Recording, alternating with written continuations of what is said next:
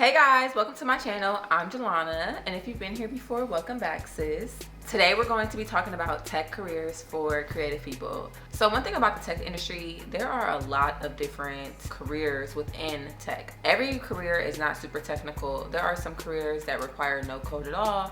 There are careers for people who are creative. There are careers for people who love to plan, people who love to talk, people who love to collaborate.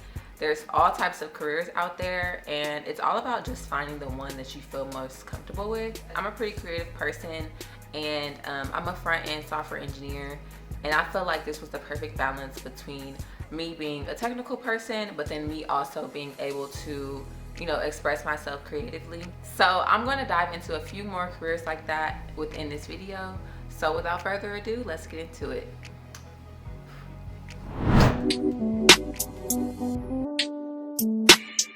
Let me get your vibe. Let's just take our time. Just relax your mind. So the first career path is UI UX, and I feel like this is one of the most creative career paths within the tech industry.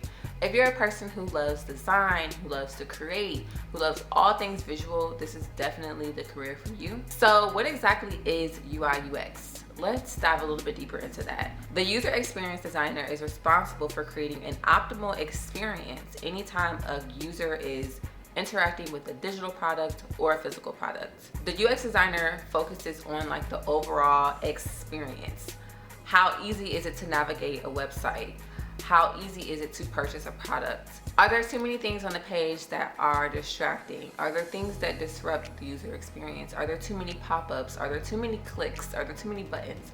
It's just the overall user experience, how a user feels when they are using this product is the responsibility of the UX designer. On top of the user experience, we also have the user interface. The user interface designer focuses on the visual aspect of the product. They decide what elements are used to execute the user experience design. So basically, the user experience designer will figure out the overall experience for a user, and the user interface designer will come in and figure out the visual aspect of that experience. So what buttons are being used? What are the colors that are being used? What types of colors are being used on the web page and where? So they really go hand in hand. A lot of times these roles are grouped together into one role called UI UXD. So a lot of times those roles are grouped together into one role where you'll be responsible for the lo-fi or the low fidelity design, which is usually the wireframes and the user flows, as well as the hi-fi or high fidelity design, which are the prototypes and the ready-to-use mock-ups. So another great example to differentiate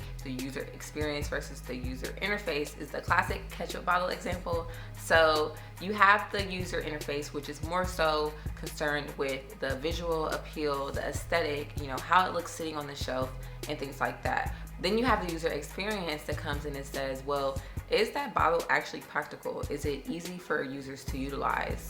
Are we gonna have complaints about the ketchup coming out slow or not being able to come out at all? Although the glass bottle looks very nice and sleek, it's just not really easy to use. So yeah, that's it for UI UX. Now we're gonna dive into marketing. Marketing is very, very broad, and there's a lot of different opportunities that you can take advantage of within the marketing industry.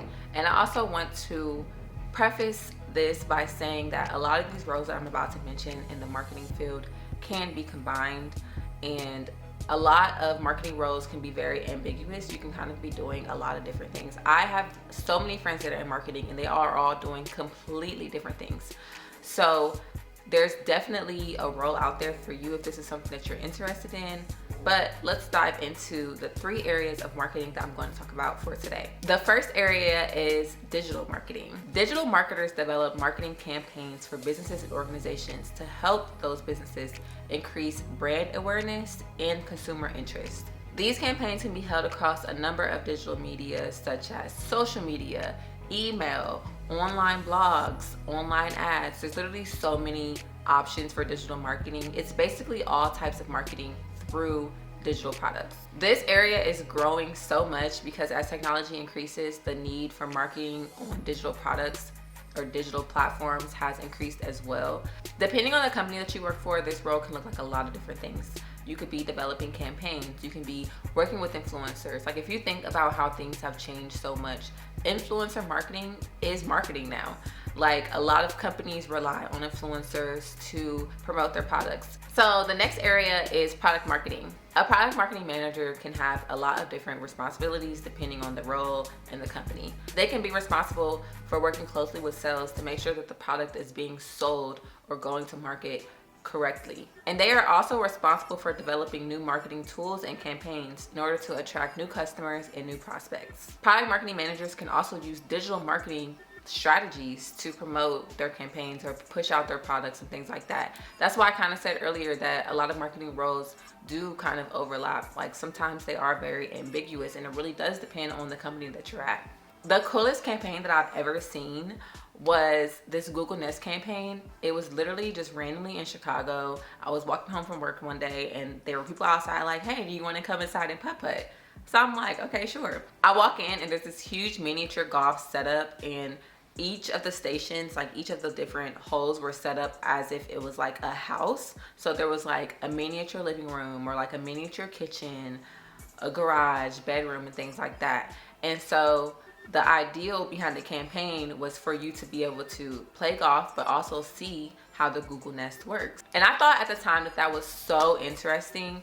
I felt like being a product marketing manager over something so creative would be so cool, to be able to just oversee things like that. The last part of marketing that I want to talk about, which I feel like is not talked about enough, is marketing analytics. So if you're like a savvy, mathy, sciencey person, but you also really enjoy the creative things as well, I think marketing analytics is a great place for you to be an analytical person, but be inside of that marketing creative space. A lot of companies use data to decide what they should do with their products. Marketing analysts help companies make major marketing decisions about what customers they should sell their product to, where should they sell these products, and how they should sell those products. Marketing analysts analyze marketing trends, and they study the effectiveness of the campaigns or marketing strategies that are being implemented. So yeah, we have this cool Google Nest campaign, but is it actually effective? Did this make people purchase? Is this worth the money to do it again next year or do it again somewhere else? So marketing analysts make sure that the company's money is actually being well spent when it comes to campaigns and advertising. They will help define what a successful campaign even is. This was actually the area that I was most interested in when I graduated college, because my bachelor's is focused in mathematics, marketing, and computer science. With the math and marketing, I feel like this will be a great way to combine both of them. I think this field is super interesting if you're in data analytics, because it's kind of like data analytics, but you're in a more creative space. The data that you're looking at is more so about campaigns and effectiveness and brand awareness and things like that. Using quantitative data to figure out if a company's marketing strategies are successful. So last but not least, obviously, we have to talk about software engineering, but on the front end side. This, out of all of the roles, is definitely the most technical because it does require a lot of coding. However, I feel like it does have a sprinkle of creativity because you are working on the front end and you're working so close with the UI UX design. It's honestly always difficult for me to explain the differences between the UI UX and the front end, but basically if you look at the UI UX, that is pretty much the design of the product. The front end engineer, which is myself, we take the design and actually make it functional. So we actually make it so that when you click the button, something happens.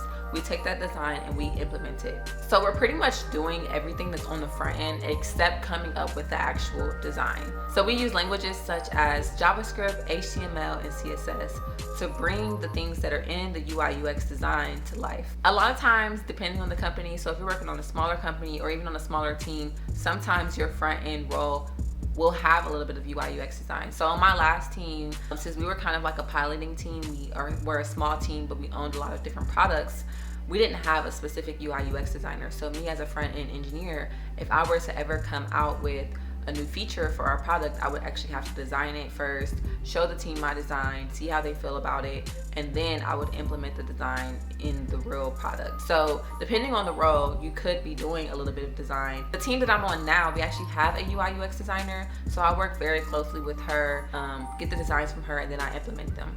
The thing that I just love about our role is that I feel like I'm a creative person, but I'm not too creative. Like, I can come up with designs and things like that, but it's not something that I would want to do full time, if that makes sense. I just love how I have the opportunity to take the designs that I receive and give high level feedback. So if I disagree on a design, or if I feel like something else should be added, since I am like an aesthetically like visual person, I'm able to provide feedback to the UI UX design and have her iterate on the designs. So I really like that I work super closely with the design, but I don't necessarily have to design it all the time. But then there's times like recently my boss asked me to make a mock-up of something where I could design it myself. So in this case, I will be designing a feature all by myself. I won't have a UI UX designer. So it's like, I enjoy designing in moderation, but I wouldn't want to do it like full time, you know? Like every project here and there is fine, but I kind of want to stick to the technical part. I just feel like it's the perfect balance, because since you are writing code, you are using JavaScript, it does require a lot of logic and high level thinking, and it really does push you to think critically when you are working on your projects. People always ask me like, do you code all day? And it's just like, I don't code all day, because sometimes I am doing things like giving feedback on a design, or I might be communicating with stakeholders to clarify, you know, their needs for this product, to make sure that it aligns with what I have planned for the product. There's a lot of different things that goes into working on the front end, depending on the team that you're on. But I feel like personally the front end is just such a great balance if you consider yourself a very technical, you know, mathy, logical, like nerdy kind of person, but you also have a little bit of creativity. And if this is something that you're interested in and you want to figure out how I did it, I definitely have a video that I will link below about how I broke into software engineering. Okay, so that's it for the video. I hope that you enjoyed the roles that we discussed today. And if there are any roles that you feel like I left out, or any roles that you're in yourself and you want me to talk about that more, or you want to just share with my audience, let me know in the comments below. And if you watch this video and you're ready to get started and you don't know where the heck to get started, make sure that you watch my video about how to get started into tech, because that'll give you a nice like guideline on how you can get started in any career in tech. Please make sure that you like, comment, and subscribe and support my channel. I would appreciate it so much. And I will catch you guys in the next video. Bye.